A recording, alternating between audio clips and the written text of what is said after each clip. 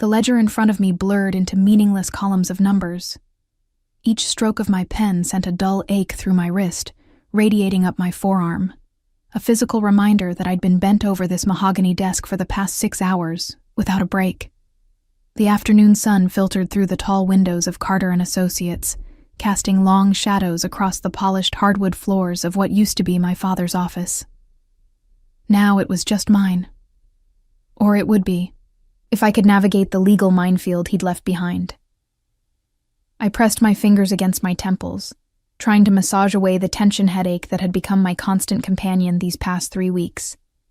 The office smelled of old leather and stale coffee, mixed with the faint vanilla scent of the candle burning on the bookshelf. My mother's favorite. The one comfort item I'd allowed myself in this mausoleum of masculine power. Miss Carter, the Reynolds party has arrived for the 4 o'clock meeting. Margaret's voice crackled through the intercom, pulling me from my calculations. My entire body went rigid. Reynolds. The name alone was enough to make my stomach clench with a mixture of dread and something darker. Something I'd spent 6 years trying to bury. Thank you, Margaret. Give me 5 minutes, then show them to the conference room. My voice sounded steadier than I felt, a skill I'd perfected since returning to Chicago 3 weeks ago for my father's funeral. I stood, smoothing down the black pencil skirt that suddenly felt too tight, too restricting. My reflection in the window showed a woman I barely recognized. 24 years old, but carrying herself like someone much older, dark hair pulled back in a severe bun, minimal makeup highlighting features that had lost their softness somewhere between New York and here. I'd dressed for armor today, a crisp white blouse, a charcoal blazer with sharp shoulders, and my grandmother's pearls, the only jewelry my father hadn't sold off during one of his business difficulties. The meeting had been on my calendar for a week. When my father's lawyer, Gerald Hampton, had insisted that the Reynolds family needed to be present for the reading of certain codicils to the will, I'd assumed it would be someone from their legal team. Maybe Antonio Reynolds, the family consigliere who'd always handled business negotiations. I should have known better. In this world, the world I'd tried so desperately to escape, nothing was ever simple or delegation-friendly. My hands trembled as I gathered the folders Margaret had prepared. 6 years. It had been 6 years since that night. 6 years since I'd made the biggest mistake of my young life, driven by champagne courage, and the absolute certainty that what I felt was reciprocated. The memory crashed over me like a rogue wave, uninvited and overwhelming. I was 18, wearing a red dress that my father had deemed too mature, but my mother had secretly approved. The Reynolds estate glittered with lights and laughter, celebrating some business milestone I hadn't cared about. I'd only had eyes for one person. Kevin Reynolds stood on the terrace, a glass of whiskey in his hand, looking out over the city like he owned it. At 28, he already carried himself with the authority of someone who'd been groomed for power since birth.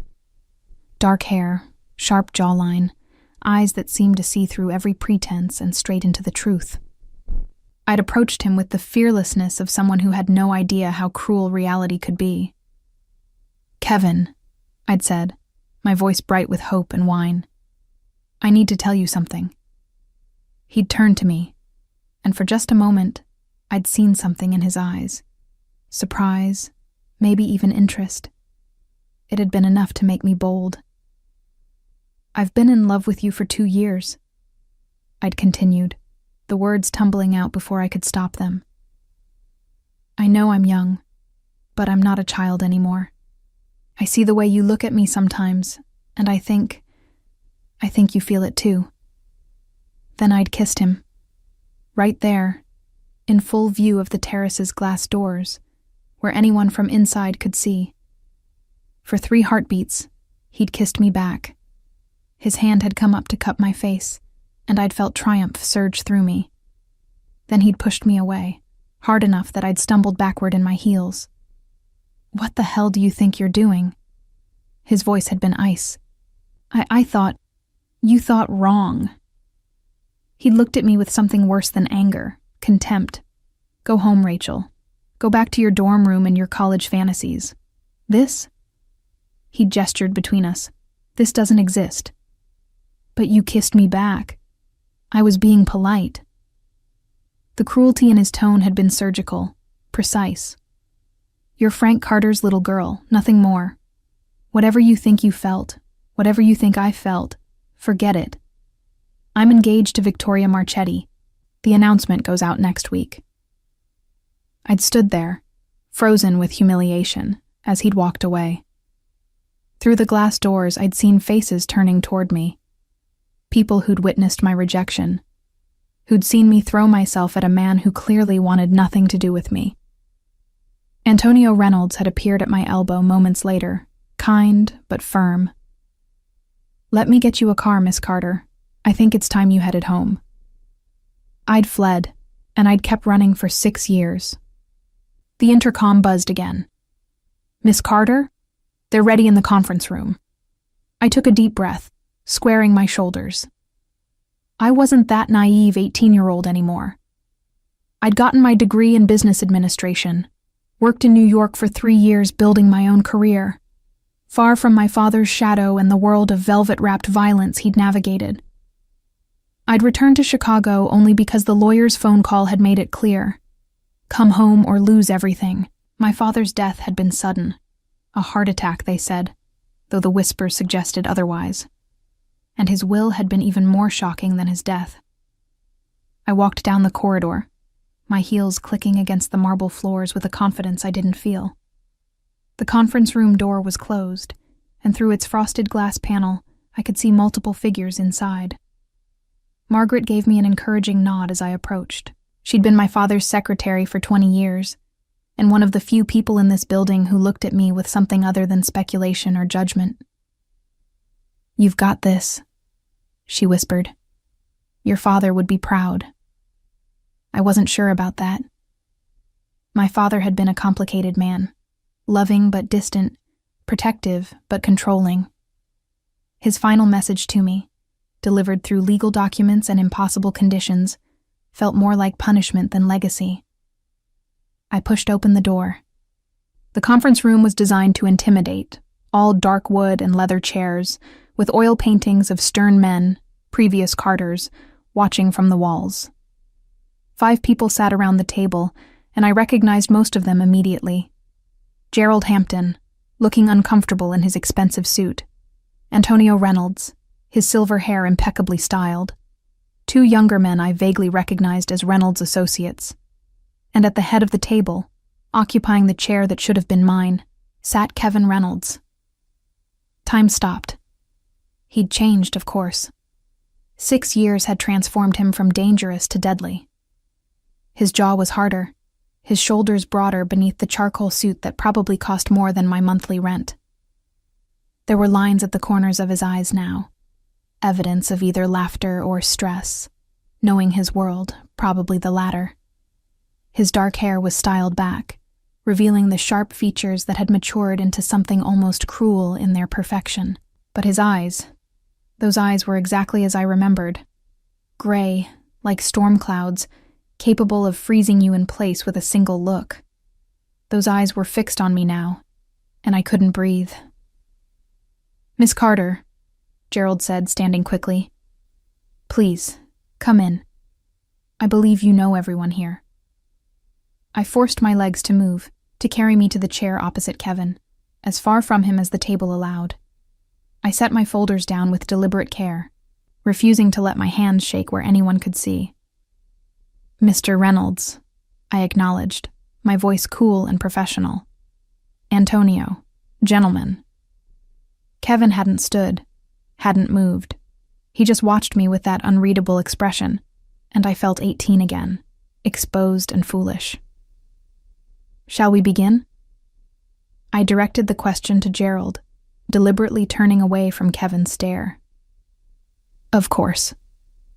Gerald cleared his throat, shuffling papers nervously. As you know, we're here to discuss the specific codicils of your father's will, provisions that affect both the Carter and Reynolds families. I'd read the initial documents. I knew this meeting was necessary. but nothing had prepared me for seeing him again, for the way my body betrayed me with the memory of that kiss, with the echo of humiliation that followed. The Carter business interests, Gerald continued, as you're aware, are extensive. Several legitimate companies, import-export, real estate development, restaurant holdings, as well as certain less conventional operations that provide services to various families. Translation: my father had been a fixer, a middleman who facilitated deals between the Irish, Italian, and Russian factions that carved up Chicago like a pie. He'd been respected because he was neutral, reliable, and smart enough never to choose sides. Upon your father's death, these interests were meant to pass to you, Rachel, as his only child. Gerald's discomfort was obvious now. However, your father included several conditions that must be met for this transfer to occur. Conditions I'm aware of, I said, though my mouth had gone dry. I need to be married within 3 months of his death and remain married for a minimum of 1 year. The absurdity of it would have been funny if it weren't so devastating. My father, even from the grave, was trying to control my life, to force me back into this world I'd escaped. If you fail to meet these conditions, Gerald continued gently, the business interests pass to your cousin, Marcus Carter. Marcus, who'd been embezzling from the family accounts for years. Marcus, who'd been promised leadership by my father's enemies. Marcus, whose assumption of control would destabilize every careful alliance my father had built. I couldn't let that happen, not just for me, but for the dozens of people whose lives depended on the stability of these arrangements. I understand the terms, I said. What I don't understand is why the Reynolds family needs to be present for this discussion. Antonio cleared his throat. Your father and I had an agreement, Miss Carter, a contingency plan, if you will, for exactly this situation. Ice flooded my veins. What kind of agreement? Kevin spoke for the first time, and his voice was exactly as I remembered, deep, controlled, with an edge that suggested violence barely leashed. Your father was concerned about the marriage requirement. He wanted to ensure you had options. The way he said options made my skin prickle. Options, I repeated flatly. The Reynolds family, Antonio said carefully, has agreed to provide you with a suitable husband, someone the other families will respect, someone whose union with you will actually strengthen the stability your father worked so hard to maintain. The room tilted. You're suggesting an arranged marriage. We're offering a solution, Antonio corrected. You need a husband within 3 months. We need... He glanced at Kevin. Certain pressures require that Kevin, as the head of our family, also marry sooner rather than later. The elders believe an unmarried Dawn appears unstable, vulnerable. So we kill 2 birds with 1 stone, Kevin said, his tone suggesting he found the entire situation distasteful. You marry me, I marry you. We satisfy both requirements, maintain the alliances, and in 1 year, we can quietly divorce and go our separate ways. I stared at him, unable to process what I was hearing. This man who'd humiliated me, who'd looked at me with contempt 6 years ago, was proposing marriage. This is insane, I managed. This is practical, Kevin corrected coldly. Your father was a practical man, Rachel. He knew you'd need protection to handle this business. He knew Marcus would try to take what's yours. And he knew the only way to prevent that was to ally the Carter interest with a family strong enough to back your claim. And you agreed to this? I couldn't keep the bitterness from my voice. You agreed to marry the girl you publicly humiliated at your engagement party 6 years ago? Something flickered in his eyes, annoyance maybe, or recognition that I wasn't going to make this easy. That was a long time ago. Not long enough. Listen, Antonio interjected. I know this is unexpected.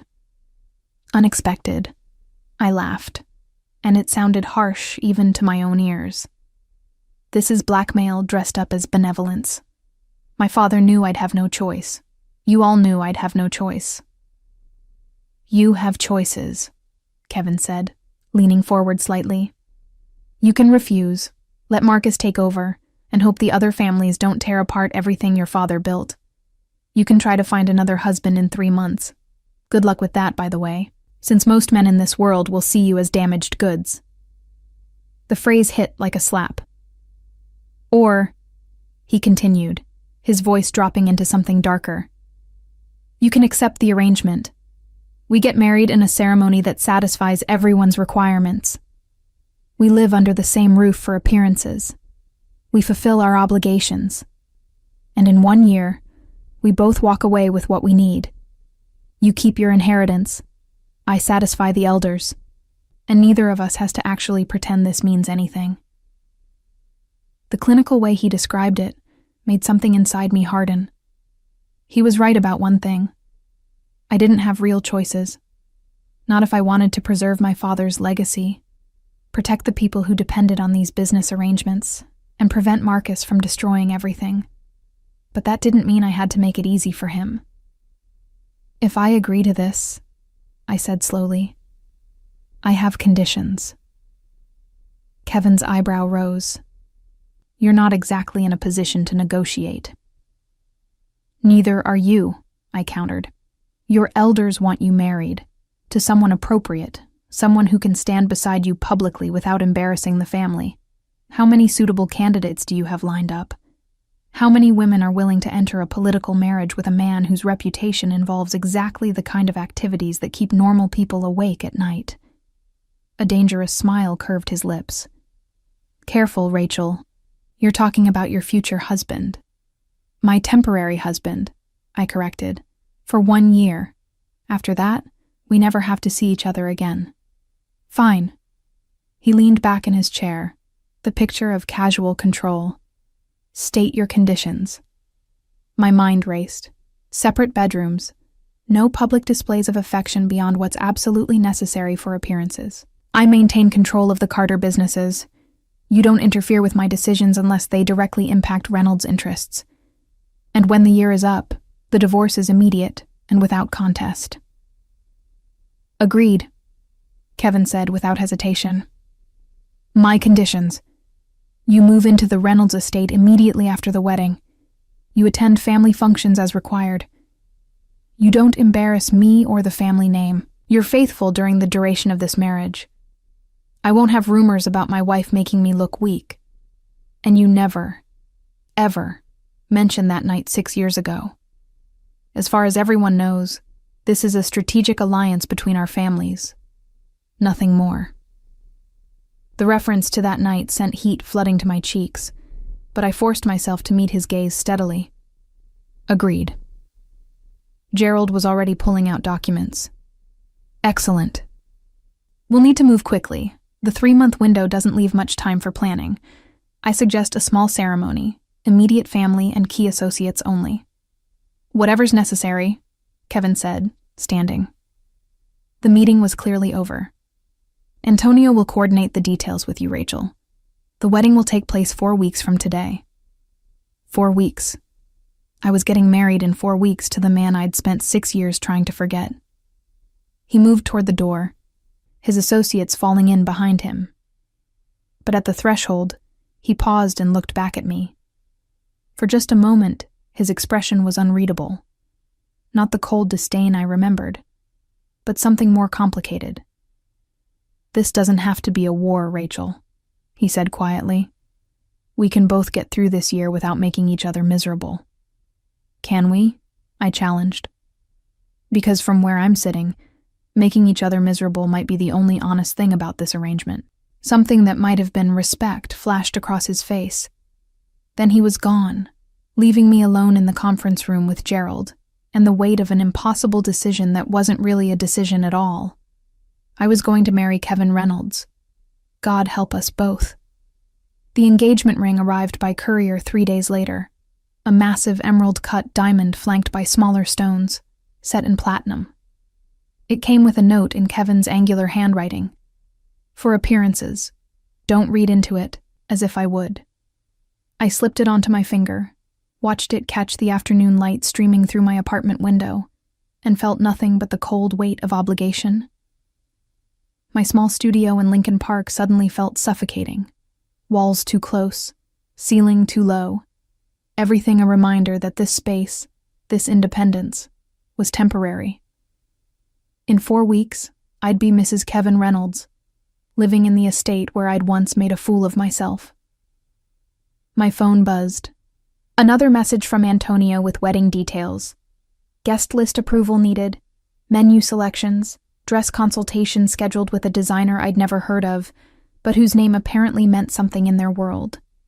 I ignored it, turning back to my laptop, where spreadsheets of my father's business interests glowed.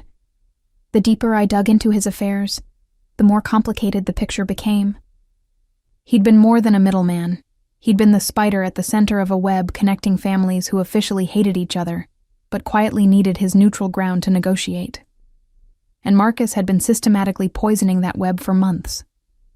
My cousin's name appeared in suspicious transactions, leaked information to rivals, deliberate mismanagement of key accounts.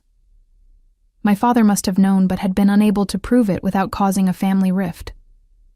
Now Marcus was circling, waiting for me to fail, waiting for the 3-month deadline to pass so he could swoop in and claim everything. The knock at my door made me jump. I wasn't expecting anyone. My few friends in Chicago had faded away during my years in New York, and the people from my father's world, former associates, business partners, had maintained a careful distance since the funeral, as if proximity to me might be contagious. Through the peephole, I saw Antonio Reynolds standing in the hallway, looking uncomfortable in his expensive overcoat. I opened the door. "If you're here to discuss floral arrangements, I already told the coordinator white roses are fine. May I come in?" His tone was gentle, almost paternal, which immediately put me on guard. I stepped aside, gesturing him into my modest space. His eyes swept the studio. The pull-out couch that served as my bed, the small kitchen area, the single window overlooking a brick wall, and I saw him trying to hide his surprise. "I know it's not much," I said defensively, "but it's mine. I paid for it myself. No family money, no strings attached." "I wasn't judging," Antonio assured me, settling into my one decent chair. "In fact, I respect that you built something independent. Your father spoke highly of your work in New York." That caught me off guard. "He did?" "Frank was proud of you, Rachel, even if he didn't know how to show it. He wanted you to have choices he never had." Antonio's expression turned serious. "Which is why I'm here. I need you to understand what you're walking into." I crossed my arms, leaning against the kitchen counter. "I'm not naive, Antonio. I grew up in this world. I know what the Reynolds family does." "Do you?" He studied me carefully. "Kevin isn't your father, Rachel. Frank was a facilitator, a negotiator. Kevin is a ruler. His job isn't to make peace between families. It's to maintain dominance, to ensure the Reynolds name carries enough weight that other families think twice before challenging us." "I know he's dangerous," I said quietly. "Dangerous doesn't begin to cover it." Antonio leaned forward. "Kevin took over the family operations 5 years ago when his father was killed. He was 28 years old, and within 6 months, he'd eliminated every rival who thought youth meant weakness. He restructured the entire organization, brought the Irish families to heel, negotiated treaties with the Russians that his father never could have managed. He's brilliant, ruthless, and completely committed to protecting what's his." "Lucky me," I muttered. Antonio's expression softened. "I'm not telling you this to frighten you. I'm telling you this because you need to understand. Marrying Kevin means more than just legal papers and public appearances. It means becoming part of something larger, something that people will watch, judge, and potentially exploit." "You mean, I'll be a target?" "You already are," he said gently. "The moment your father's will became public knowledge, you became a piece on the board. Marcus isn't the only one interested in the Carter operations. There are families who would love to see Kevin weakened, who would use you to accomplish that if given the opportunity. I thought about the past 3 weeks, the feeling of being watched when I walked to my car, the hang-up calls on my cell phone, the subtle inquiries from people I barely knew about my plans. "Has someone been following me?" I asked. Antonio had the grace to look slightly guilty. "Kevin assigned security the day we met with you. Discreet, but present. He takes protection seriously, especially for family members." "I'm not family yet. You became family the moment you agreed to marry him." Antonio stood, moving to the window. "Rachel, I've known Kevin since he was born. I watched him grow up in this world, saw him learn to navigate its cruelties.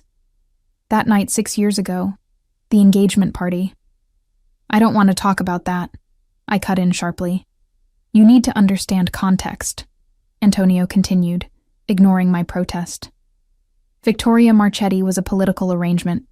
Their families had negotiated that engagement before Kevin was old enough to have a say.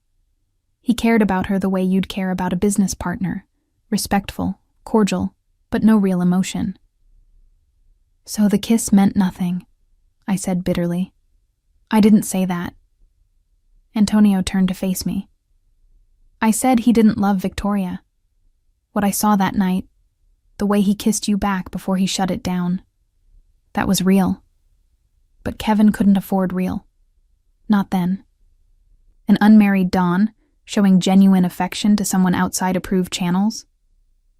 That would have been seen as a vulnerability, a weakness other families could exploit." My chest tightened. "So he humiliated me to protect himself." "He humiliated you to protect you," Antonio corrected quietly. "If other families had thought you mattered to him, you would have become a target. Your father would have been pressured to use you as leverage. Kevin did what he had to do. He made sure no one thought you were important." The explanation should have made me feel better. Instead, it made everything worse. Knowing the rejection had been calculated, knowing he'd been capable of that level of cruelty, even for strategic reasons. "What happened to Victoria?" I heard myself ask. Antonio's expression darkened. "She died 2 years ago. Car accident on Lakeshore Drive. Kevin was in Milan when it happened, negotiating with the Cosa Nostra families. By the time he got back, she was already buried." "And no one ever questioned the timing," I said slowly. "People questioned," Antonio admitted. "But nothing was ever proven. Victoria had been drinking that night. There were witnesses at the restaurant who saw her stumbling as she left. The crash was ruled an accident, tragic, but not suspicious." I studied his face. "But you don't believe that?" He was quiet for a long moment. "I believe Victoria Marchetti knew things she shouldn't have known. I believe she was having an affair with someone from a rival family, and I believe Kevin found out 2 days before she died. The implication hung heavy in the air between us." "Did he?" "Kevin was in Milan," Antonio repeated firmly. "Completely alibied. But people close to Victoria, people who might have encouraged her betrayal. They had a series of unfortunate accidents in the months that followed. Heart attacks, car crashes, one particularly tragic suicide." I moved to the couch, suddenly needing to sit. This was the world I was marrying into, where justice was delivered in the dark, where loyalty was the only currency that mattered, where even the appearance of betrayal could be fatal. "Why are you telling me this?" I asked. "Because I want you to understand who Kevin is." Antonio's voice was measured. "He's not a good man, Rachel. He's done things that would make most people lose sleep. But he has a code. He protects what's his with everything he has. He values loyalty above all else. And once you're his wife, once you're truly part of this family, he will burn the world down before letting anyone hurt you." "That's not comfort," I whispered. "It's not meant to be. It's meant to be truth." He moved toward the door, then paused. One more thing. Kevin knows you've been investigating Marcus. My head snapped up. How? He has people everywhere, Rachel. In Marcus's organization, in your father's old network. Probably in the cafe downstairs from this apartment. You can't make a move in this city without Kevin being aware of it. The violation of privacy should have enraged me. Instead, I felt a strange sort of resignation. Of course Kevin was watching. In his world, information was power, and ignorance was death. Tell him, I said carefully, that if he wants to know what I'm doing, he can ask me directly instead of spying. Antonio's lips twitched. I'll pass that along, though I suspect he'll find your attitude more amusing than threatening. After he left, I sat in the growing darkness of my apartment, the engagement ring heavy on my finger. I pulled out my phone and, before I could second-guess myself, typed a message to the number Antonio had given me for emergencies. If you're going to have me followed, the least you could do is hire more subtle people. The guy in the blue sedan has been parked outside my building for 3 days. Even the homeless man on the corner has noticed. The response came almost immediately. He's not one of mine. My blood ran cold. Then who? Stay inside. Lock the door. Someone's coming.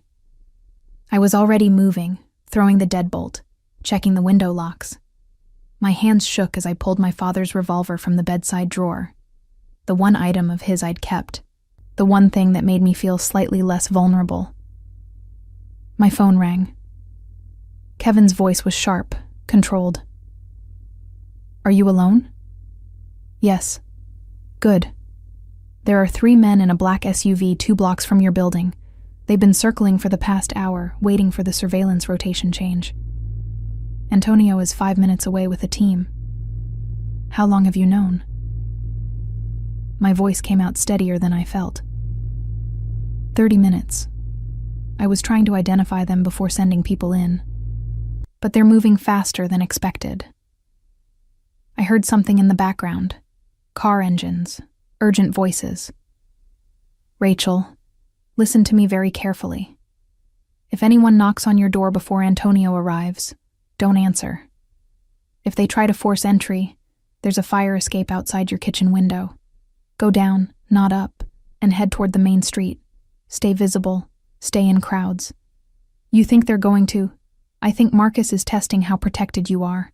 I think he wants to know if I care enough to respond to a threat against you. Kevin's voice hardened. And he's about to find out exactly how much I care about what's mine. What's mine? The words shouldn't have sent heat through me, but they did. I heard it then. Footsteps in the hallway outside my door. Heavy, deliberate, nothing like my elderly neighbor's shuffling gait. Someone's out there, I whispered. Do not open that door, Kevin commanded. Antonio is 2 minutes away. The doorknob rattled. Then came a sharper sound. Something metal scraping against the lock.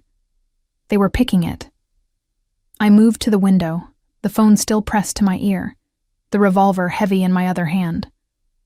Through the glass, I could see the fire escape Kevin mentioned, rusty but solid.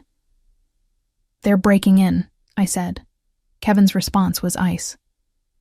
Then it's time they learned what happens when someone touches what belongs to me. Get to the fire escape. Now. I was already climbing out the window when I heard my door crash open behind me. Male voices speaking in low tones. The metallic clang of my feet on the fire escape must have alerted them because seconds later, a face appeared at my kitchen window. I didn't think. I just aimed the revolver and fired. The glass shattered. The man jerked back with a curse, and I was running down the fire escape, my dress shoes slipping on wet metal, my heart hammering so hard I thought it might burst. I hit the alley and ran toward the streetlight, toward people, toward safety. Behind me, I heard shouting, more crashes. Then I heard the distinctive sound of multiple cars screeching to a halt. Antonio appeared at the alley entrance, flanked by 4 men I didn't recognize. Their weapons were visible. No pretense, no subtlety. This was a message. Miss Carter, Antonio's voice was remarkably calm given the chaos. "Are you hurt?" I shook my head, unable to speak. One of the men disappeared into the building. The others took positions, blocking the alley. Antonio guided me toward a sleek black town car where Kevin stood by the open door, his expression absolutely cold. He looked at me, his gaze traveling from my tangled hair to my torn stockings to the revolver still clutched in my shaking hand. Then he took off his jacket and draped it around my shoulders. "Get in the car," he said quietly. "My apartment is a crime scene now. You can't stay there." He cupped my face with surprising gentleness, tilting my chin up so I had to meet his eyes. "Did they touch you?" "No, I got out before." "Good." His thumb stroked my cheek once, a gesture that felt more intimate than it should. Then his expression hardened again.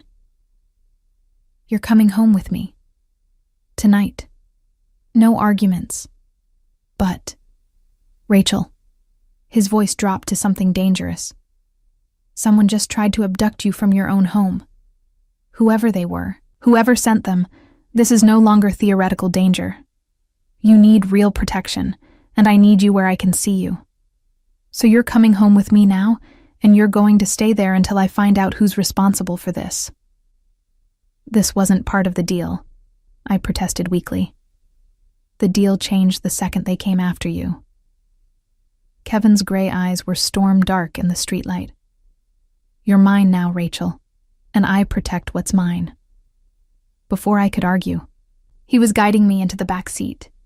Antonio slid in beside me while Kevin took the front passenger seat, his phone already pressed to his ear, firing off rapid instructions in Italian. As we pulled away from my apartment building, I saw men in suits entering through the front, more men disappearing into the alley. Kevin's response to the threat wasn't subtle, it was overwhelming. My hands finally stopped shaking somewhere around Michigan Avenue. I peeled my fingers off the revolver, letting Antonio take it carefully. "You did well," he said quietly. "Most people freeze when attacked. You acted. I shot out my own window. You defended yourself. Kevin will be pleased." I glanced at the front seat where Kevin was still speaking rapid-fire Italian, his voice clipped and cold. "He doesn't sound pleased." "He's furious," Antonio corrected. "But not at you. At whoever thought they could touch his fiancée without consequences." The word echoed strangely. Fiancé. In 4 weeks, I'd be his wife. But tonight, for the first time, I understood what that really meant in his world. It meant I was no longer just Rachel Carter, trying to navigate her father's legacy. I was Kevin Reynolds' future wife. And that made me either the most protected woman in Chicago, or the biggest target.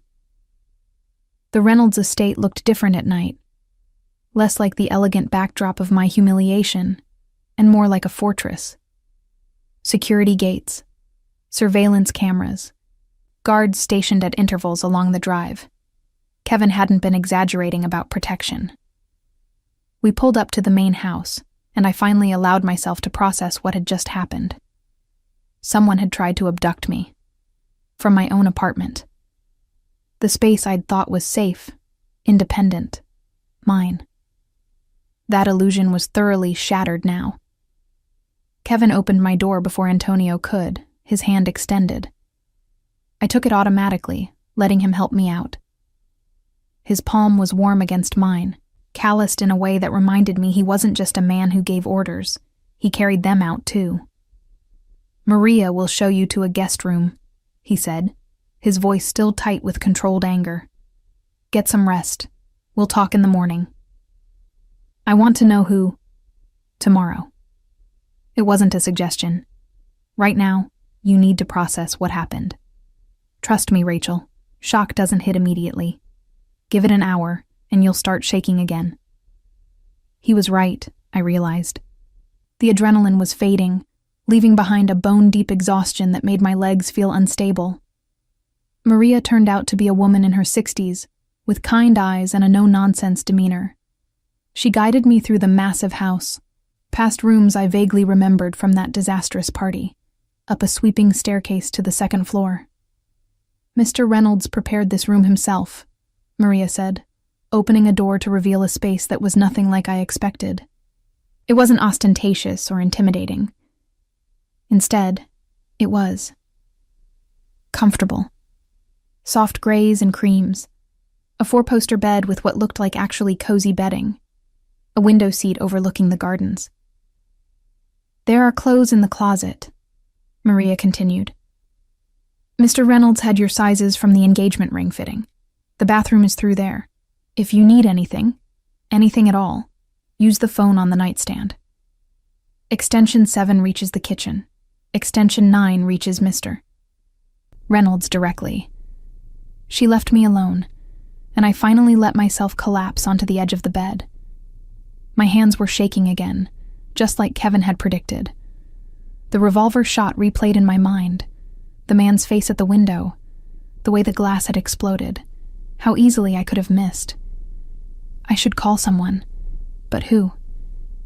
I had no close friends left in Chicago. My mother's family had disowned her when she married my father. The few colleagues from New York who might care wouldn't understand this world. I was completely alone, except for the man who'd rejected me 6 years ago and was now my only protection. A soft knock interrupted my spiral. "Come in," I called, expecting Maria. Instead, Kevin entered, carrying a tray with tea and what looked like whiskey.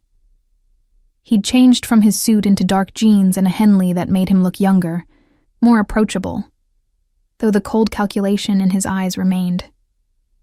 "You should eat something," he said, setting the tray on the bedside table. "But I'm guessing you're not hungry, so I brought alternatives. Alcohol and caffeine, quite the combination. Tea for comfort, whiskey for honesty." He poured 2 fingers of amber liquid into a crystal glass and handed it to me. "Drink. It'll help with the shaking." I took it, our fingers brushing. The contact sent an unwelcome jolt through me, muscle memory from 6 years ago, when his touch had meant everything. Kevin poured his own glass and settled into the armchair near the window, studying me with those unreadable gray eyes. "You want to know who was behind it?" "Of course I do." "The men we caught were hired muscle, professional but not particularly skilled, which tells me whoever sent them wasn't expecting real resistance. They thought you were an easy target." "But you know who hired them," I pressed. "I have a strong suspicion." Kevin swirled his whiskey.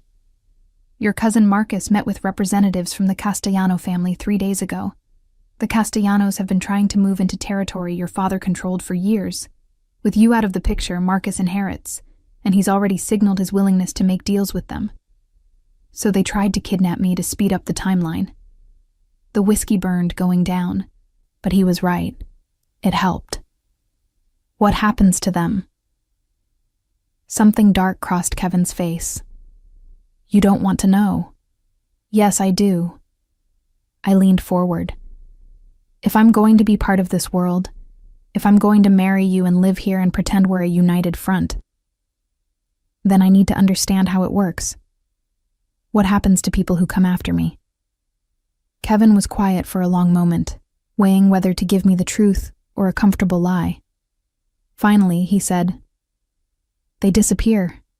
"Not immediately. First, they tell us everything they know. Who hired them, what the plan was, who else is involved. Then they're dealt with in a way that sends a message to anyone else who might consider you a target." "Dealt with," I repeated. "You mean killed?" "I mean removed as a threat permanently." His voice held no apology, no regret. "In my world, Rachel, mercy is seen as weakness. If I let them live, it suggests you're not valuable enough to warrant real consequences. It invites future attacks." My stomach churned. This was the reality I'd signed up for, a world where violence was currency and lives were traded for strategic advantage. "And Marcus?" I asked. "Is untouchable for now." Kevin's jaw tightened. He's family, your family. Moving against him directly would start a war I'm not ready to fight yet. But he's being watched. Every move, every meeting, every transaction. When he makes a mistake, and he will, I'll have the justification I need. To kill him. To remove him as a threat to you. Kevin set down his glass and moved closer, crouching so we were eye level. Rachel, I need you to understand something. The moment you agreed to marry me, you became mine to protect. That's not romance. It's not sentiment. It's fact. An attack on you is an attack on me, on my authority, on my ability to protect what belongs to me. I can't let that stand. So this is about your reputation. This is about keeping you alive. His voice was fierce now. You think I spent 2 years building alliances, negotiating treaties, eliminating rivals just to have it all unravel because some ambitious cousin and a rival family thought my future wife was an acceptable casualty? That's not going to happen. I studied his face, searching for any hint of the young man who'd kissed me back 6 years ago. But that person, if he'd ever really existed, was buried deep beneath layers of authority and calculated violence. The memory surfaced unbidden, and this time, I let it come. It was 3 weeks after the engagement party. I'd returned to Northwestern, thrown myself into my studies, tried to pretend that night never happened. But my father had insisted I attend a business dinner at the Reynolds estate, some negotiation about territory disputes that required neutral ground. I'd been seated in the library, trying to be invisible, when Kevin had walked in. He'd looked surprised to see me. Then that cold mask had descended. Your father's in the dining room, he'd said shortly. I know. I'm hiding. From what? From you, from everyone who saw me make a fool of myself 3 weeks ago. He'd been quiet for a long moment. Then, unexpectedly, you didn't make a fool of yourself. Really, because it felt pretty foolish being rejected in front of half of Chicago's criminal elite. You were brave. His voice had been softer than I'd ever heard it. Reckless and young and completely inappropriate, but brave. Most people in this world never say what they actually feel. Because feelings are weaknesses, I'd recited bitterly. Because feelings are dangerous. He'd moved closer, and for a moment, I'd thought. But then Victoria had called from the hallway, and Kevin had transformed back into the cold stranger. Go back to school, Rachel. Forget about this world. Forget about me. Build something better. I'd tried. God, I'd tried. Where did you go? Kevin's voice pulled me back to the present. The library. 6 years ago. You told me to build something better. He looked away, and I saw his jaw tighten. I meant it. And yet, here we are. I took another sip of whiskey. Tell me something, Kevin. When you agreed to this marriage arrangement, when Antonio brought you my father's proposition, did you hesitate at all?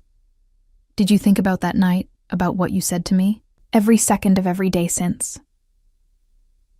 The admission was so quiet I almost missed it. You think I don't remember? You think I don't know exactly how cruel I was? Then why? Because letting you believe I cared would have been crueler. He stood, pacing to the window. You were 18, Rachel. 18, naive, full of ideas about love and romance and the future. If I'd encouraged that, if I'd let you think there was something between us, you would have waited for me. You would have wasted years hoping for a man who could never give you what you deserved. So you decided what I deserved. Yes. He turned to face me, and there was something raw in his expression now. I decided you deserved more than becoming a mob wife at 18. I decided you deserved a chance to live in the real world, to build a career, to find someone who could love you without constantly calculating how to keep you safe from enemies. I decided you deserved better than me. The honesty in his voice made my chest ache. And now it's too late. His smile was bitter, Now we're both trapped by circumstances neither of us wanted. You need a husband to keep your inheritance. I need a wife to satisfy the elders. So we make the best of an impossible situation. For 1 year, he agreed. After that, you're free. I'll make sure the divorce is quiet, that you get to keep everything you need. You can go back to New York, rebuild your life somewhere I can't touch it. It should have been a comfort, knowing this was temporary, knowing I had an exit date. But instead, it felt like loss. What about you? I asked. What happens after the year? I find another wife, one the elders approve, one who understands this world. He moved back to his chair, suddenly looking exhausted. Someone who won't look at me like I'm a monster every time I make a decision that keeps us both alive. I don't think you're a monster, I said quietly. You should. He met my eyes. Because that's what this world requires, Rachel. Monsters or victims. And I decided a long time ago which one I'd be. We sat in silence for a while, the weight of everything unsaid hanging between us. Finally, Kevin stood. Get some sleep. Tomorrow, we'll go over security protocols, where you can go, who you can trust, what to do if something happens, and we need to accelerate the wedding timeline. The longer you're just my fiancé, the more vulnerable you are. Once we're married, attacking you means declaring war on the entire Reynolds family. He was at the door when I found my voice. Kevin? He paused, looking back. Thank you. For tonight. For the protection. I gestured helplessly. All of it. Something shifted in his expression. Surprise, maybe, or recognition. You're mine to protect now, Rachel. That's not something I take lightly. He hesitated, then added, and for what it's worth, I'm sorry. For 6 years ago. For all of this. You deserved a better hand than the one life dealt you. So did you, I said softly. He smiled, but it was sad. Maybe. But at least now we can be miserable together. After he left, I changed into the silk pajamas I found in the dresser, exactly my size, exactly my style, further evidence of how thoroughly Kevin's people had investigated me, and climbed into bed. The sheets smelled like cedar and something else, something that reminded me of the cologne Kevin had worn that night 6 years ago. I wondered if he'd deliberately chosen this room, if he'd stood here imagining me in his space, under his protection, or if I was reading too much into practical arrangements. My phone buzzed. A message from an unknown number. You made a powerful enemy tonight. Sleep well in your gilded cage. Marcus. It had to be. I should tell Kevin. Should show him the message. Let him handle it. But something stubborn inside me resisted. Marcus was my problem. My family. My responsibility. Kevin had already done enough. Taken on enough risk. I'd spent 6 years building something independent.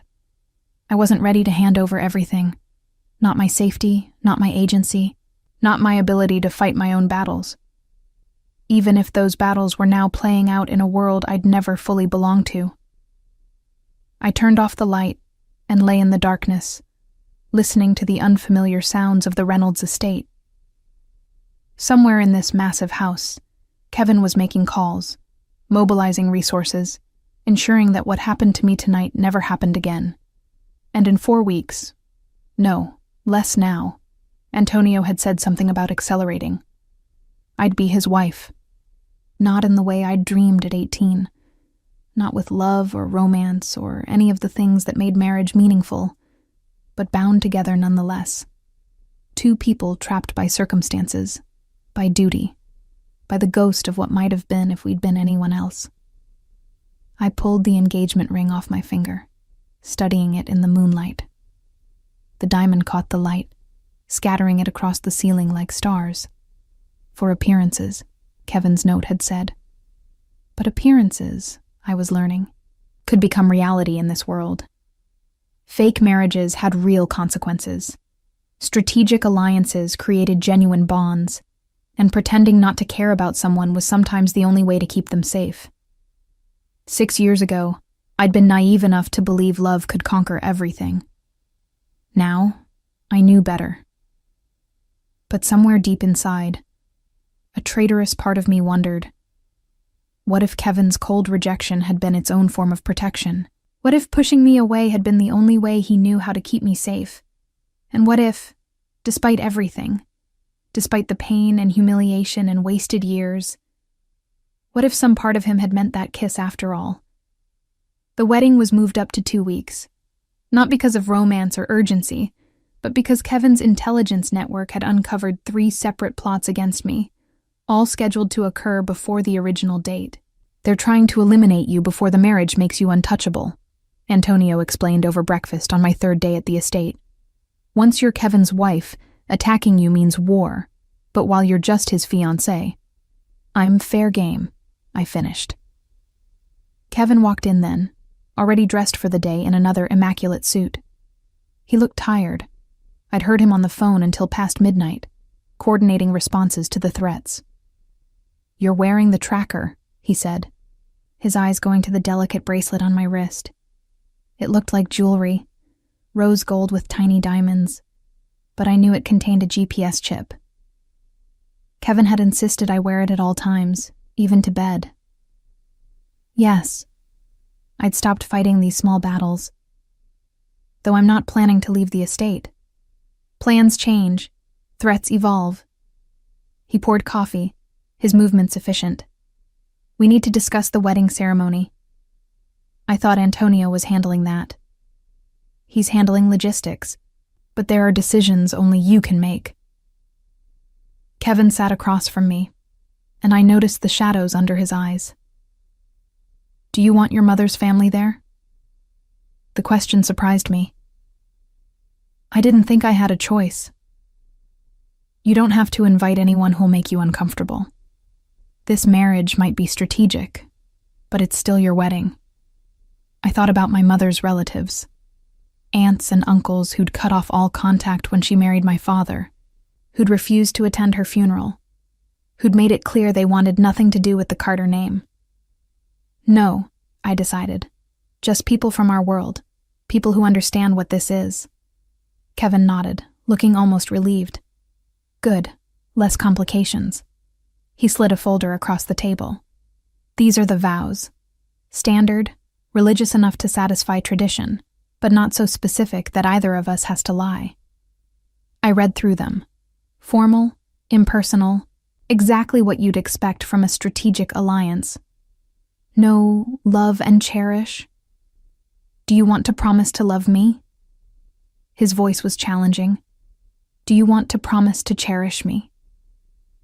Something flickered in his eyes. I promise to protect you, Rachel. That's more valuable than cherish in this world. He was right, of course, but it still stung. There's something else, Kevin continued, his voice taking on a more serious tone. The wedding night. We need to discuss expectations. Heat flooded my face. I thought separate bedrooms was agreed upon. It is, but appearances matter, and people will be watching for signs that this marriage is legitimate. Which means on our wedding night, you'll need to stay in my room, the master bedroom. We can move your things to the adjoining suite the next day, but that first night. We need to look like a real couple, I finished. Yes. I took a breath. Do you expect? I expect nothing. Kevin's voice was firm. My bedroom has a sitting area with a couch. One of us can sleep there. Or there's a guest room connected through the bathroom that no one knows about. We have options that maintain appearances without compromising the agreement. The relief I felt was complicated by something else. Disappointment? No. That was ridiculous. Fine, I managed. Kevin studied me for a moment, and I had the uncomfortable feeling he could see every thought I was trying to hide. There's a dress fitting this afternoon. Maria will go with you. Take 2 of the security team. It's a bridal shop in the middle of downtown. How dangerous can it be? Extremely, if the right people know you'll be there. He stood, already moving toward the door. Humor me, Rachel. 2 more weeks, and then you'll have the full protection of my name. Until then, you're vulnerable, and I'd prefer you stay alive long enough to actually marry me. How romantic, I muttered. He paused at the door, looking back with that unreadable expression. Romance is a luxury people like us can't afford. Security is what keeps you breathing. I know which one I prefer. After he left, Antonio cleared his throat. He's not usually this intense. Could have fooled me. No, truly, Kevin is always controlled, always calculating. But since the attack on your apartment, he's been... Antonio searched for the word. Agitated. He's called in resources from 3 states to investigate the threat. He's moved schedules around to ensure he's available if you need him. He even canceled a meeting with the Russian families, something he's never done, because it conflicted with your dress fitting. I stared at him. He's coming to the fitting? He insisted, said he wasn't letting you out of his sight until the wedding. Antonio's expression was knowing. For a strategic alliance, he's being remarkably protective. The bridal boutique was in the Gold Coast, a tiny shop that catered to the sort of women who didn't look at price tags. Maria had made the appointment, had communicated my sizes and preferences, though how she knew those I wasn't sure. Kevin's SUV pulled up directly in front, and his security team did a sweep before allowing me inside. He walked in behind me, looking completely out of place among the silk and lace. "Mr. Reynolds," the boutique owner gushed. "Such an honor. We have several pieces we thought might suit Miss Carter's coloring and frame." "I'll be in the waiting area," Kevin said to me. "Take your time." The next hour was surreal. Trying on dress after dress while Maria and the boutique staff offered opinions. Traditional ball gowns, sleek modern designs, vintage-inspired pieces with intricate beading. I found myself drawn to a simpler design, ivory silk with delicate lace sleeves, fitted through the bodice before flowing into a modest train. It was elegant without being ostentatious, beautiful without screaming, "Look at me." "That one," Maria said approvingly. "It suits you." I studied myself in the 3-way mirror. The woman looking back was a stranger, sophisticated, composed, ready to be a mob boss's wife. "May I?" Kevin's voice startled me. He'd appeared in the doorway of the fitting room area, and the staff had scattered, giving us privacy. "You're not supposed to see the dress before the wedding," I said automatically. "We're breaking most of the other rules. What's one more?" He moved closer, his eyes traveling over the dress with an intensity that made my skin heat. "It's perfect." "Really?" "You look." He trailed off, something raw crossing his face. "You look like you belong in my world," which is dangerous for both of us. "Why dangerous?" He reached out, adjusting a piece of lace that had fallen across my shoulder.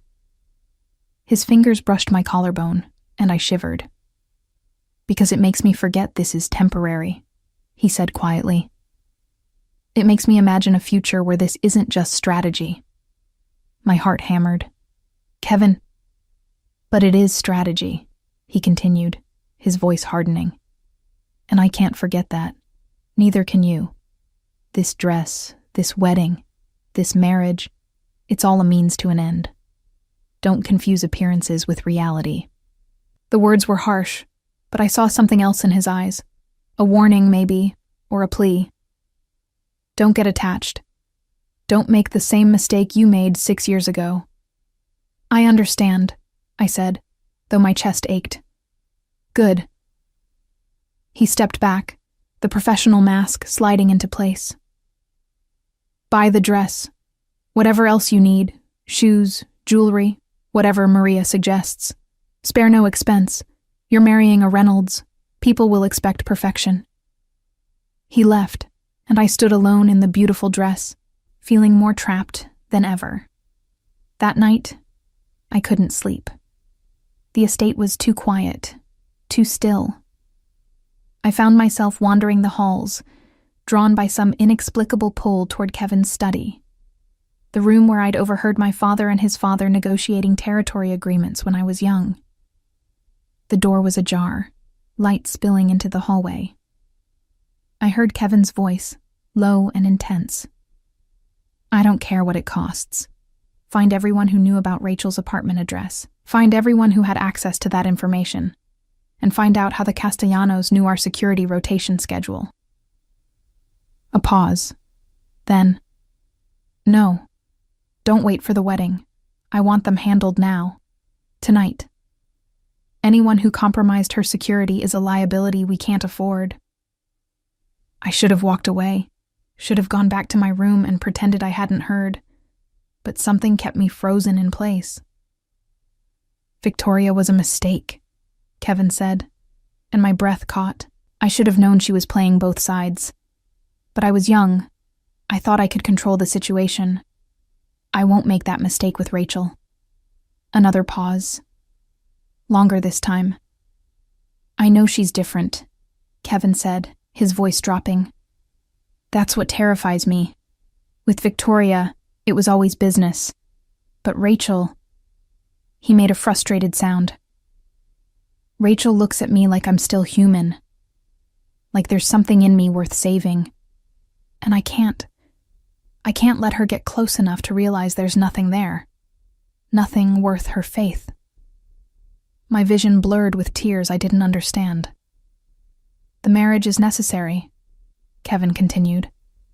"For her protection, for the alliances, for stability. But after the year is up, she needs to walk away. She needs to forget about this world, about me, about all of it. Promise me if something happens, if this goes wrong, you'll get her out. Get her somewhere safe where none of this can touch her." I heard Antonio's muffled response, then Kevin's harsh laugh. "Love her? I can't afford to love her. The moment I do, she becomes the weapon everyone uses against me. No, better she thinks I'm cold, that this is just business. Better she hates me than stays here and gets destroyed by my world." I pressed my hand against my mouth, stifling the sound, trying to escape. "I know," Kevin said softly. "I know I'm lying to myself, but it's the only way I know how to keep her safe. From everyone else. From myself." I fled then, back to my room, my heart hammering. I climbed into bed and pulled the covers over my head like a child hiding from monsters. But the monsters were already here. They wore expensive suits and carried guns, and spoke in code about territories and alliances. And the most dangerous monster of all had gray eyes and a voice that could sound almost tender when he thought no one was listening. Kevin Reynolds was protecting me from everyone, including himself. And I was starting to understand that maybe, just maybe, the cruelest thing he'd done 6 years ago wasn't rejecting me. It was making me believe he didn't care when every action since suggested otherwise. 2 weeks until the wedding. 2 weeks until I became Mrs. Kevin Reynolds. And God help me, I was no longer sure if I was being forced into this marriage, or if some part of me had been waiting for this moment since the night he'd pushed me away. The day before the wedding, Kevin's organization moved with precision that would have impressed a military operation. Additional security swept the church. Background checks were run on every vendor, and alternate routes to and from the ceremony were mapped. I spent most of the day in final fittings and preparations, surrounded by Maria and a team of stylists who seemed determined to transform me into the perfect mob wife. Hair, makeup, nails, everything was scrutinized and perfected. But my mind was elsewhere, replaying Kevin's words from the study. I can't afford to love her. The problem was, I wasn't sure how I felt anymore. Hate was easy. It had fueled me for 6 years, given me purpose, kept me moving forward. But now, living in his house, seeing the care he took to protect me, understanding the weight of the responsibility he carried, hate had become something more complicated. "You're thinking too much," Maria observed as she adjusted my robe. Tomorrow is your wedding day. You should be excited. It's not that kind of wedding. Isn't it? She smiled knowingly. I've worked for the Reynolds family for 30 years. I watched Kevin grow up, saw him become the man he is today. And I've never seen him like this. Constantly checking security feeds, personally reviewing every detail, insisting on being involved in decisions he'd normally delegate. He's just being thorough. He's being protective. There's a difference. Maria's expression softened. That boy has carried the weight of this family since he was 28 years old. He's made hard choices, sacrificed his own happiness for duty and responsibility. But when he looks at you... A sharp knock interrupted her. Kevin's voice came through the door. Rachel, I need you in my study. Now. The urgency in his tone sent alarm racing through me. I threw on proper clothes and hurried downstairs, Maria following. Kevin's study was crowded. Antonio, 2 men I recognized as high-ranking members of his organization, and a laptop open on the desk, showing what looked like surveillance footage. What's wrong? I asked. Kevin's expression was granite. Marcus made his move. He turned the laptop toward me. The footage showed my cousin meeting with 3 men in suits, faces I didn't recognize but whose expensive clothes and careful demeanor screamed organized crime. The Castellanos, Antonio confirmed, and representatives from 2 other families who've been testing our boundaries. They're planning something for tomorrow. My stomach dropped. The wedding.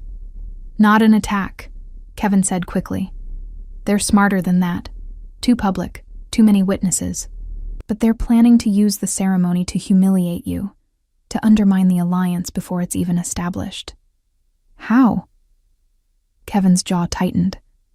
They have documents, fabricated evidence that you've been embezzling from your father's businesses, financial records showing transfers to offshore accounts, emails with you supposedly coordinating with Marcus to sell off company assets. It's all fake, but convincing enough to raise questions. They're going to present this evidence at the wedding, Antonio continued. In front of every family in Chicago. They'll demand a formal investigation, suggest that Kevin is covering for his new wife's criminal activity. It'll make both of you look weak. I sank into a chair, my mind reeling. Marcus helped them create this. He provided the access they needed to your father's files, the templates for the forgeries. Kevin's voice was cold fury. He's been working with them for months. What do? We have 2 options. Kevin leaned against his desk, arms crossed. Cancel the wedding. Delay until we can publicly disprove the evidence. That gives us time, but makes us look like we're running from the accusations. Or, I prompted, or we get married as planned. And during the reception, we present our own evidence. Proof that Marcus has been the one stealing from the family. Documentation of his meetings with the Castellanos. Evidence of his conspiracy to undermine the Carter-Reynolds alliance. Antonio nodded. We've been building the case for weeks. Financial forensics, surveillance footage, testimony from people Marcus thought were loyal to him. It's airtight. But it means exposing him publicly, I said slowly. At my wedding, in front of everyone. It means defending yourself, Kevin corrected. It means showing every family in Chicago that you're not someone to be underestimated, that attacking you has consequences. I looked at the surveillance footage again. Marcus shaking hands with men who wanted me destroyed, who'd tried to have me abducted. My own cousin, willing to sell me out for power and money. Do it, I said. Present the evidence. Show everyone exactly what Marcus is. Kevin studied me for a long moment. You understand what this means? Once we expose him, he's finished. Not just his reputation. His life will be in danger. The families don't forgive betrayal. He tried to have me kidnapped. He fabricated evidence to destroy me at my own wedding. He doesn't deserve my protection. Something like respect crossed Kevin's face. then tomorrow won't just be our wedding. It'll be a declaration of war. The rest of the day was spent in final preparations, not just for the wedding, but for the confrontation to come. Kevin's legal team assembled documentation. His technical people prepared presentations. His security coordinated responses to potential fallout. I should have been terrified. Instead, I felt something like certainty settling into my bones. This was who I needed to be in this world. Not the naive girl who believed in romance, but a woman willing to defend herself with every weapon available. That evening, Kevin found me on the terrace, looking out over the grounds. The wedding would be tomorrow afternoon, followed by a reception here at the estate. By this time tomorrow, I'd be Mrs. Kevin Reynolds. "Having second thoughts?" he asked, coming to stand beside me. "About which part? The marriage or the public exposure of my cousin's betrayal?" "Either. Both." I turned to face him. In the fading sunlight, he looked younger somehow, less burdened. "Can I ask you something?" "Depends on the question. Why did you really agree to this marriage? Not the public reason about satisfying the elders. The real reason." Kevin was quiet for so long I thought he wouldn't answer. Then, "Because 6 years ago, I made a choice I regretted every day since. I pushed you away to protect you, and I watched you build a life far from this world. A good life, safe life. And then your father died, and suddenly you were right back in the middle of everything I'd tried to save you from. So this is guilt. This is me refusing to fail you twice." His voice was fierce. "I couldn't protect you then. I was too young, too new to my position, too vulnerable to the politics. But I can protect you now. As my wife, you're untouchable. As my partner, you'll have resources and authority that will keep Marcus and the Castellanos and everyone else from destroying what your father built. And after the year," I asked quietly, "when we divorce and I walk away, what then?" "Then you'll be safe. Established. Protected by the alliance even if we're no longer married. You'll have the Carter businesses, the respect of the families, and freedom to live however you choose. You've thought this through." "I've thought of nothing else since Antonio brought me the proposition." Kevin's hand came up, cupping my face with unexpected gentleness. "I know you don't trust me. I know you probably hate me for what I did 6 years ago. But I need you to believe this. Keeping you safe is the only thing that matters. Everything else, my reputation, my authority, even my life, is secondary to making sure you survive this world." My breath caught. "Kevin." "Don't," he interrupted softly. "Don't say anything you'll regret. Tomorrow we become allies, partners, maybe eventually friends if we're lucky. But that's all this can be, Rachel. Anything else is too dangerous." He dropped his hand and stepped back, the professional mask sliding into place. "Get some rest. Tomorrow's a big day. Maria will wake you at 7 for final preparations." I watched him walk away, his shoulders straight, his gait controlled. Everything about Kevin Reynolds was controlled. His voice, his expressions, his emotions. Everything except the way he looked at me when he thought I wasn't watching. That night, I lay awake replaying every interaction we'd had since that meeting in the conference room. The way he'd materialized when I was in danger, the security he'd arranged, the care he'd taken with every detail of the wedding, the fury in his voice when he spoke about threats against me. I can't afford to love her. But what if he already did? What if this marriage, this strategic, necessary, completely logical arrangement, was his way of keeping me close while maintaining enough distance to claim it meant nothing? What if Kevin Reynolds had been protecting me from himself for 6 years, and this marriage was him finally admitting he couldn't stay away anymore? I fell asleep with that question unanswered, and woke to Maria gently shaking my shoulder. "It's time, Miss Carter. Your wedding day has arrived." The morning passed in a blur of activity. Hair styled in an intricate updo, makeup applied with artistic precision, the ivory dress carefully fastened. When I finally looked in the mirror, I barely recognized myself. The woman staring back was elegant, confident, ready to stand beside one of Chicago's most dangerous men and claim her place in his world. "You look beautiful," Maria said, her eyes suspiciously bright. "Mr. Kevin is going to lose his mind." "This is a business arrangement," I reminded her. "Of course it is." Her smile suggested she didn't believe that any more than I did. The ceremony was small, as promised. Maybe 50 people, all carefully vetted members of various families. The church was beautiful, decorated with white roses and ivy, sunlight streaming through stained glass. I walked down the aisle alone, no father to give me away, no family to support me. Just me, choosing this path, accepting this future. And at the altar, Kevin waited. He looked devastating in a black tuxedo, his dark hair perfectly styled, his gray eyes fixed on me with an intensity that stole my breath.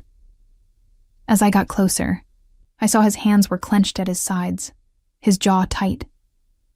He looked like a man barely maintaining control. I reached him, and he extended his hand. I took it, and his fingers closed around mine, warm, steady, slightly trembling. The priest began the ceremony, speaking about partnership and commitment, and building a future together. Words that should have felt hollow given our arrangement, but somehow didn't.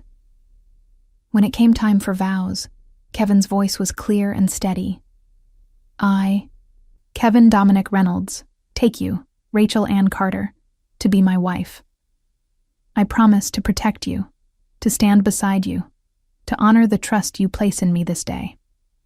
My turn. I'd memorized the words, practiced them until they felt natural. But looking into Kevin's eyes, I found myself saying something else entirely. "I, Rachel Ann Carter, take you, Kevin Dominic Reynolds, to be my husband. I promise to stand beside you, to trust in your protection, to be your partner in all things, for as long as this arrangement requires." That last line wasn't in the script. Kevin's eyes widened fractionally, the only sign I'd surprised him. The priest pronounced us married. Kevin lifted my veil, his hands gentle, and kissed me. It was supposed to be brief, chaste, appropriate for a church. But the moment his lips touched mine, something ignited. His hand came up to cradle my face, and the kiss deepened, became something raw and honest and completely inappropriate for our audience. When we finally broke apart, we were both breathing hard. Kevin's eyes were storm dark, and I saw something in them I'd never seen before: hunger, possession, and what looked almost like fear. "Mine," he breathed, so quietly only I could hear. "Yours," I agreed. And just like that, the game changed. We weren't pretending anymore. The reception was exactly what I expected. Elegant, carefully choreographed, every detail designed to project power and stability. Kevin and I moved through it like actors in a play, accepting congratulations, dancing at appropriate moments, playing our roles flawlessly. But underneath the performance, tension simmered. Kevin kept me close, his hand always at my waist or the small of my back. Not possessive in the way that had bothered me with other men, but protective, claiming. Every touch reminded me, mine. And I found I didn't mind. Marcus arrived fashionably late, his smile confident as he approached to offer congratulations. "Cousin," he said smoothly. "Such a beautiful ceremony. Father would have been proud." Would he? I kept my voice neutral, aware of the crowd watching. I'm not sure fraud and betrayal are things he valued. Marcus's smile tightened. "I don't know what you're talking about. Then you'll have no objection to the presentation after dinner." Kevin's voice was pure ice. "A tribute to Rachel's father and his legacy. We've compiled quite the comprehensive look at the family business operations." Understanding dawned in Marcus's eyes, and fear quickly followed. That's not necessary. Oh, but it is. Kevin's hand tightened on my waist. Everyone here needs to understand exactly who they're dealing with, both in terms of the alliance I've formed with my wife and in terms of those who've worked against it. The dinner was excellent, though I barely tasted it. Every few minutes, Kevin would lean close, murmuring updates about security, about the family's reactions, about the evidence being prepared. Finally, after the toasts, Antonio stood. Before we move on to dancing, the happy couple has prepared something special. A presentation honoring Frank Carter and his decades of service to the families represented here tonight. The lights dimmed, a screen descended, and for the next 15 minutes, the assembled guests watched as every detail of Marcus's betrayal was methodically exposed. Financial records showing years of embezzlement, surveillance footage of his meetings with the Castellanos, testimony from his co-conspirators who'd been offered deals in exchange for turning on him. The fabricated evidence he'd planned to use against me, presented alongside proof of its false creation. By the time Antonio finished, Marcus's face was ashen. The room was deathly silent. "This," Kevin said, standing, "is what happens when someone threatens what's mine." Marcus Carter conspired not only against his cousin, but against the alliances her father spent decades building. He endangered stability for personal gain, and he did it by breaking the one rule we all follow: loyalty. He let that word hang for a moment. Then, "The evidence has been provided to representatives from every family here. Marcus's fate is no longer my decision. It's yours, collectively. But understand this. Anyone who moves against my wife, against the Carter interests she now controls, will face similar exposure and similar consequences." The message was unmistakable. Touch Rachel Reynolds, and you'll be destroyed. Marcus tried to speak, to defend himself, but no one was listening. The family's representatives were already huddling, making calls, coordinating responses. Within an hour, Marcus would either be dead or running for his life. Either way, he was finished. Kevin took my hand, leading me to the dance floor as music started. The message shift was deliberate. The business was handled. Now we could celebrate. In his arms, moving to the music, I finally asked, "What happens to him?" "The Irish families will handle it. He betrayed them too, leaked their operations to the Castellanos. They're not forgiving." "So he'll die?" "Probably." Kevin's expression was unreadable. "Does that bother you?" "It should have." Marcus was family, however treacherous, but all I felt was cold satisfaction. "No." "Good." His hand tightened on my waist. "Because this is who you need to be now. Someone willing to defend what's yours without hesitation. The families respect strength, Rachel. Mercy is seen as weakness. I'm learning. You're more than learning. You're adapting." He spun me, pulling me closer when we came back together. "You've impressed people tonight, showing up Marcus, standing beside me without flinching. They're calling you the Ice Queen already. Is that a compliment?"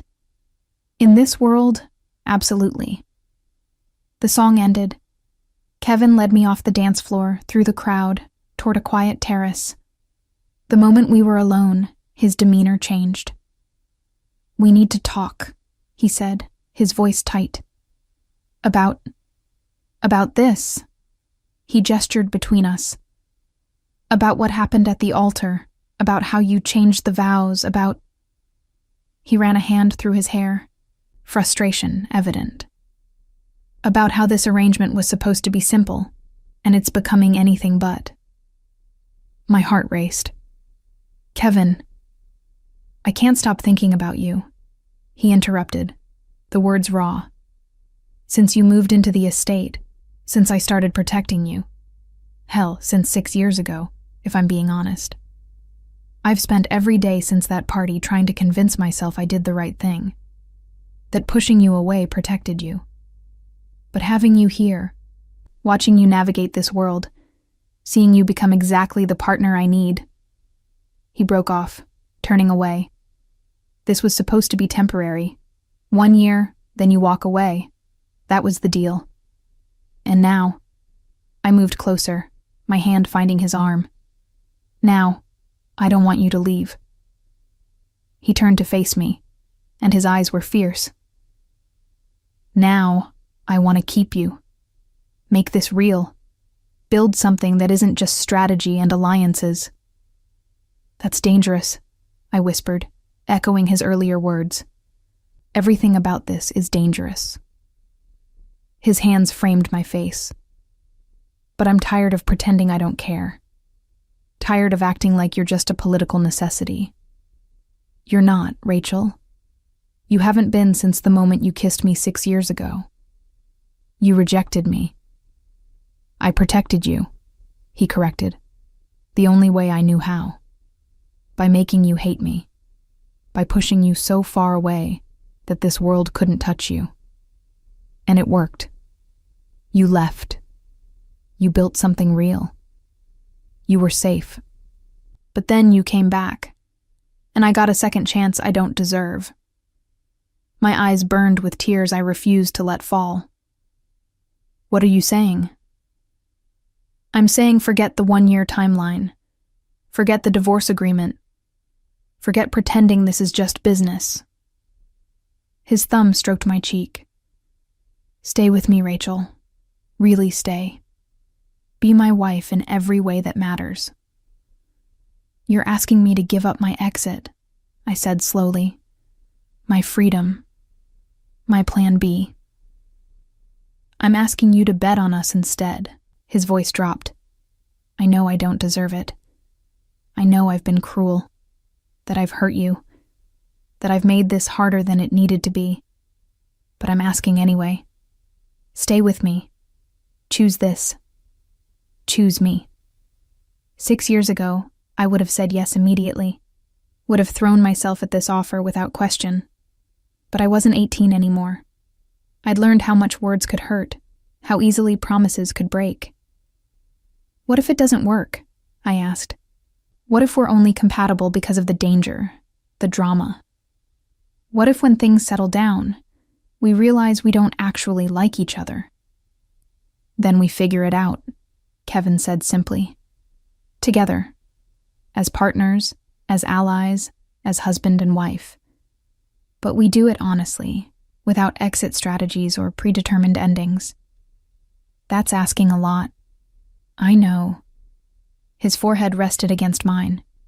"But I'm done lying to myself about what I want. And what I want is you.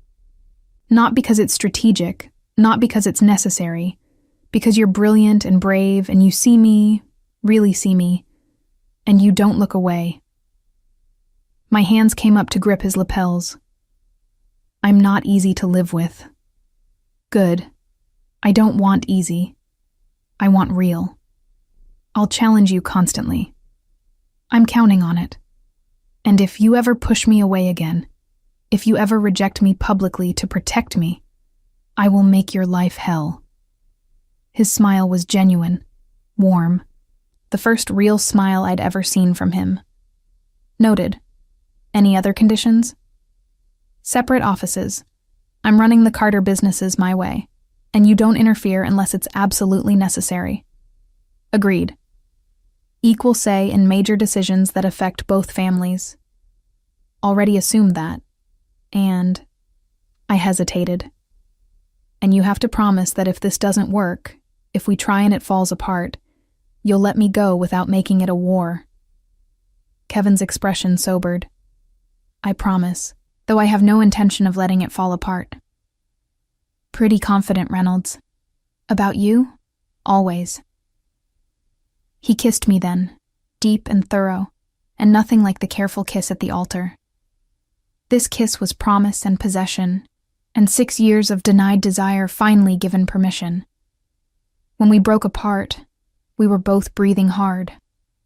"So, that's a yes?" Kevin asked, his voice rough. "That's a yes," I confirmed. But if you make me regret this, you'll make my life hell. I remember. He grinned. I wouldn't have it any other way. Antonio appeared on the terrace, clearing his throat.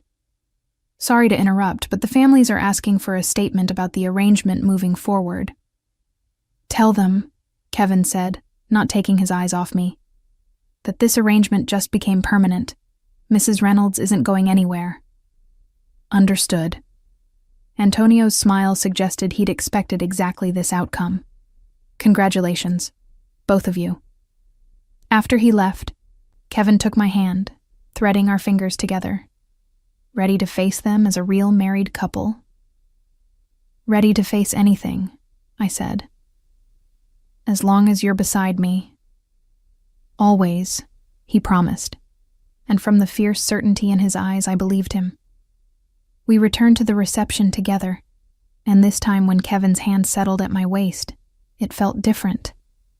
Not performance, not strategy, just truth. The families noticed the change immediately. Something in our body language, our expressions, the way we moved together now. The whispers started almost at once, but they weren't the cruel speculation I'd feared. They were surprised approval. Respect, even. Because in this world, genuine partnerships were rare. Strategic alliances were common. Political marriages expected. But actual love? Real connection between two people powerful enough to change the city's balance? That was something worth noting.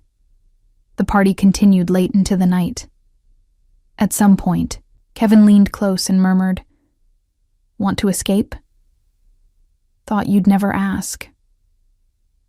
We slipped away from the crowd, making our way through the estate's halls to Kevin's bedroom. Our bedroom now, officially. The room I'd avoid thinking about, the place I'd assumed I'd never actually share with him. But that was before. Before the vows. Before the exposure of Marcus. Before Kevin's raw honesty on the terrace. Now, standing in his space, I felt anticipation instead of dread. "We don't have to," Kevin started. I kissed him, cutting off the careful qualifier. "I know, but I want to.